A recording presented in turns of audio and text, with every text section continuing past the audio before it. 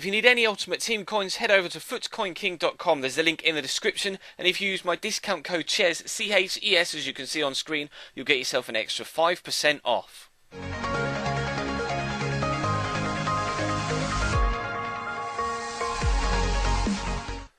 Hey guys, how's it going? Chez back again, and welcome to episode number 22 of the Dortmund career mode here on Xbox One. Today, as you can see on your screen on the calendar, we finish up the Borussia Dortmund Bundesliga season. Fingers crossed we can get the title. We are of course very close at the top with Schalke, and of course as per usual towards the end of the season in the final episode I won't show you the league table just so we keep that little bit of suspense all the way through till we find out what the final result is. But as you saw when I showed you the team management screen, of course, and on the calendar as well, the games are coming just literally 2 days after each other. So we're playing rotation squad after rotation squad after rotation squad, and I'm just rotating the squad completely time and time again, just to make sure that we've got at least some fitness in the starting 11. So by no means is it going to be an easy feat to get ourselves a decent result out of these 3 games, let alone just this first one away from home at the Allianz Arena against FC Bayern München. So we do actually get off to a half decent start. You saw the fantastic block from Mats Hummels there, and then we just hoofed the ball clear. Adrian Ramos is in a full-on proper battle with Philipp Lahm there. Does really well to shrug him off, not once but twice. Beats Alaba to the ball, gets into the box, he's looking for a man in the middle. Marco Reus gets there. Manuel Neuer gets down to tip it round the post. A fantastic reaction save from the goalkeeper, down well in the rain to slide across the round and fingertip it out for a corner, which unfortunately nothing came from. But Bayern Munich were on the attack again. Ian Robin down the left hand side whips the ball in. Mario Mandzukic is very good in the air, but this time can't quite direct his header on target. We live to fight another day. That's another let off. That's a corner and a Mandzukic good chance, but they make a mistake at the back this time. It's Marcel Schmelzer nicking it off Rankovic. He's going to have a pop from distance actually, and a decent strike from the left back, draws another good save out of Manuel Neuer. And early on in this game, both sides have had good chances to score. On the half-hour mark now, Amini whips in the ball. It's initially cleared by the defender, but Mario Götze is going to chase out to Gundogan and actually take him out. It's a decent tackle, but Gundogan goes down injured, and unfortunately, that's going to see him out for 8 to 9 days with a bruised shoulder. Now, ordinarily, that wouldn't be too much of an issue, but considering it's now the end of the season, he's going to miss not only the remainder of this game, but the remainder of the domestic league season as well. He'll miss the next game and the final game of the season against Hertha Berlin. So we're really disappointed with that. As you can see, not many chances in the game so far, but we have shown you the majority of them. Bayern Munich were keeping hold of possession very well indeed, as you might expect a Pep Guardiola side to do, and we were definitely up against it with a tiring squad, always having to chase down the opposition. But I brought Kevin Crosskreutz in at that holding mid. He was kind of the best suited player that I had on the bench to fill that Gundogan role, and actually was involved here, nicked the ball away from the defender, and we play through Adrian Ramos, who rifles it into the back of the net. 41 minutes in, we take a 1-0 lead. We've finally been able to get the ball past Manuel Neuer, and 3 points here away from home at the Allianz Arena would do no harm whatsoever to our title hopes. Mario Mandzukic nicks the ball off the man, goes on a lovely run, slots through Mario Götze, who unselfishly squares it all the way across to Shaqiri at the back post, and we find ourselves drawn back to level terms just before half-time. We couldn't quite hold out all the way till the break, and Bayern Munich have gotten themselves back in the game. And again, second half, it's going to be a case of us struggling to maintain our fitness, and they're going to pick up a penalty here. I'm not sure whether it's a penalty or not. In first glance at real time, I thought it was the tackle from behind on Luis Suarez that had made him go to ground, but then Weidenfeller got booked, and you see here he quite clearly wins the ball, but Suarez goes down, Socrates with his arms in the air. The referee deems that it's a foul by Weidenfeller, and they pick up a free kick, a penalty rather, and the goalkeeper gets a yellow card. So Luis Suarez, or Ian Robin I think it is in fact that takes the penalty, is going to have themselves a glorious opportunity to put Bayern Munich 2-1 in the lead and deal out a massive blow to our title hopes. But Weidenfeller redeems himself. Justice, some might say, the fact that it probably wasn't a penalty in the first place. Fantastic save up to his top right hand side, and we live to fight another day this time. So both teams have had let-offs at either end. We stay level pegging at 1-1, but Robin breaks past the defender here. Good turn.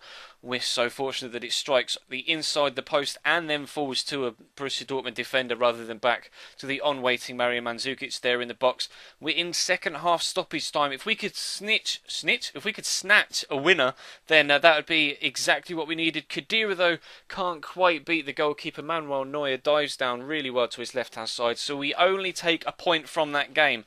Not sure yet whether that's going to affect our title challenge or not. We'll have to wait and see, of course, at the end of the episode. But as you can see, the side are so tired. The squad is so tired for this Hanover game.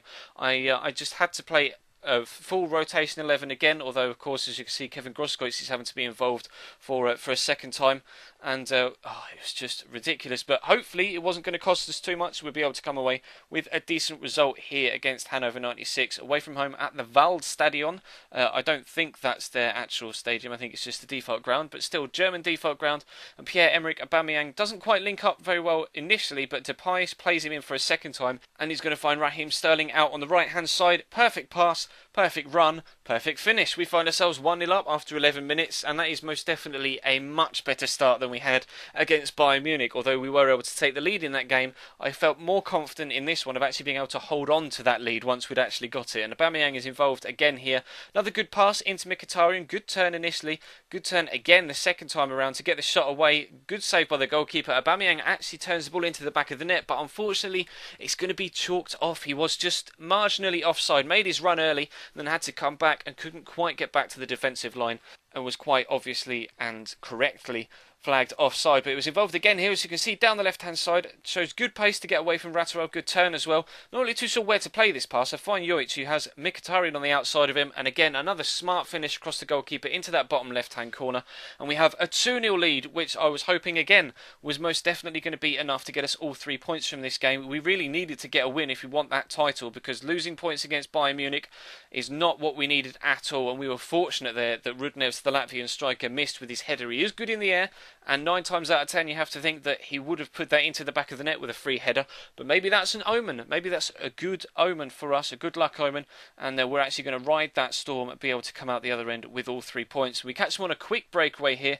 Jovic finds himself in behind, doesn't quite have the pace to get away. You can see how early I told him to take the shot, and he actually runs on another 5, 6, 7 yards or so before eventually getting tackled, not being able to get the shot away because he's been tugged so much on his shirt. Question of a foul, really, on the last man, pulling his shirt back like that, but the referee gives nothing, and we maintain our 2-0 lead into the second half. And Aubameyang plays the ball around the corner to Depay. Lovely little dink finish into the back of the net. Another goal chalked off for offside, although you have to say the goalkeeper probably would have saved that one. He gave up on it, and it wasn't at the most unreachable of heights when Depay chipped it over him, so perhaps he would have got there. But still, that's 4 goals we've scored this game, and only 2 have counted, and just not quite the best of passes from Aubameyang there means that Mkhitaryan can't get onto the end of that pass.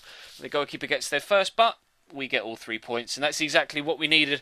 That's 4 points from the remaining 3 games that we have had so far, and we need 1 more big push. 3 points against Hertha Berlin could be enough to see us win the title. 1 point might not be enough, although we could still at the same time lose the game and still win the league. So we had no idea what was going to happen going into this one. As you can see again, the side is still very, very tired. We've been up against it, so to get 4 points from those 2 games we just played is good enough, really, in my opinion, or at least is a good sign of how strong the squad is right now. If we could do the same again here against Hertha Berlin, I'd be very, very pleased indeed. Of course, last time we played Hertha Berlin, Adrian Ramos' former side, he was able to score a hat-trick against them, and we came out with a rather big win. But he was involved here playing through Churchy, looking for an assist.